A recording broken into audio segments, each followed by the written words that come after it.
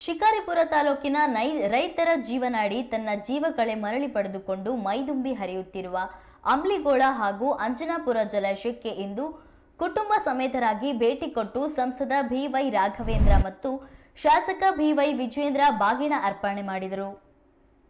ಜಲಾನಯನ ಪ್ರದೇಶದಲ್ಲಿ ನಿರೀಕ್ಷೆಗೂ ಮೀರಿ ಉತ್ತಮ ವರ್ಷಾಧಾರೆ ಧುಮ್ಮಿಕ್ಕಿದ ಪರಿಣಾಮ ಜಲಾಶಯ ತನ್ನ ನೈಜ ಸೊಬಗನ್ನ ಮರಳಿ ಪಡೆದುಕೊಂಡು ಉಳುವ ಯೋಗಿಯ ಮೊಗದಲ್ಲಿ ಭಯದ ಕಾರ್ಮೋಡ ದೂರವಾಗಿ ಭರವಸೆಯ ಮಂದಹಾಸ ಮೂಡಿಸಿದ್ದು ಈ ಸಾಲಿನ ಉತ್ತಮ ಇಳುವರಿ ದೊರೆಯುವ ನಿರೀಕ್ಷೆ ಮೂಡಿದೆ.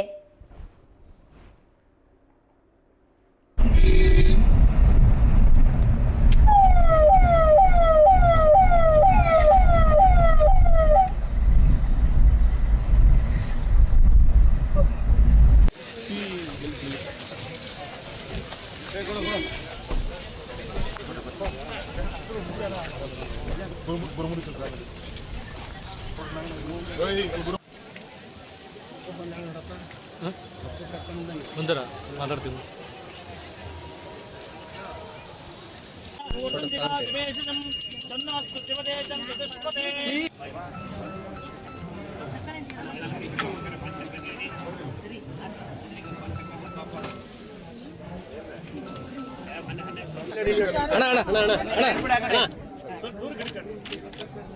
ಅಲ್ಲ ಅಣ್ಣ ಅವ್ರಿಗೆ ಅಣ್ಣ ಇಲ್ಲಿ ನೋಡ್ರಿ ಫೋಟೋ ತಗೊಂಡು ಸಾಕು. ಜಲಾಶಯ ತುಂಬಿದಾಗ ಪ್ರತಿ ವರ್ಷ ಬಿ.ಎಸ್. ಯಡಿಯೂರಪ್ಪ ಕುಟುಂಬ ಸದಸ್ಯರು ಒಟ್ಟಿಗೆ ಬಾಗಿನ ಅರ್ಪಣೆ ಮಾಡಿಕೊಂಡು ಬರುತ್ತಿದ್ದಾರೆ.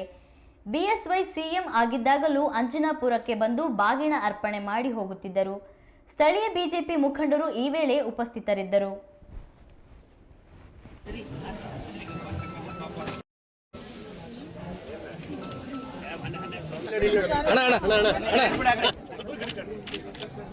ಅಲ್ಲ ಅಣ್ಣ ಅವ್ರಿಗೆ ಅಣ್ಣ ಇಲ್ಲಿ ನೋಡ್ರಿ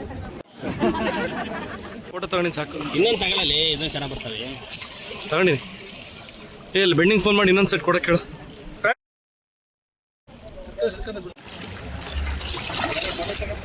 ತಗೊಂಡಿ